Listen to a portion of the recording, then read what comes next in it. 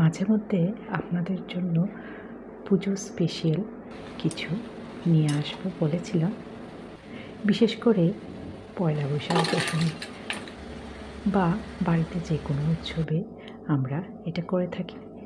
সংক্রান্তিতে তো অবশ্যই হবে প্রতি ঘরে ঘরে। সবাই কেমন আছেন? আশা করি ভালোই আছেন। চলুন এবার মুচমুচে রসে ভরা কাটা নিমকি বানিয়ে নেই গল্প করতে করতে। এখানে শুধু ময়দা নিয়েছি আর নুন নিলাম, কালো জিরা আর জোয়ান দিয়ে দিয়েছি। ময়ানের জন্য সাদা তেল দিয়ে খুব ভালো করে ময়ান করে নিচ্ছি।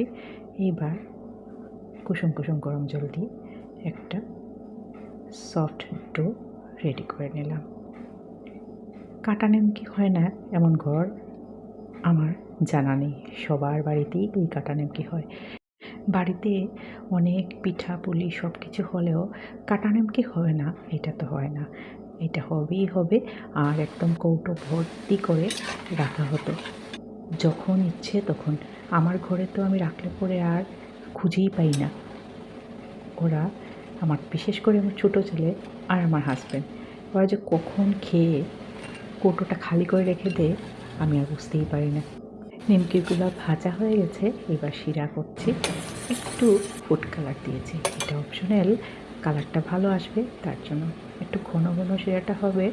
আমি প্রায়ই করি এই কাটা নিমকিটা, আর শিরা দিয়ে করলে ভালো লাগে। এমনিতে তো নিমকি খুবই ভালো লাগে খেতে, কিন্তু শিরা দিয়ে করলে পর অনেক সময় পিঠার অভাবটাও পূরণ করে দেয়। সবাই খুব খুব ভালো থাকবেন, সুস্থ থাকবেন। পুজোতে অবশ্যই বানাবেন। পরের ভিডিওতে আরও অনেক গল্প হবে। সবাইকে টাটা।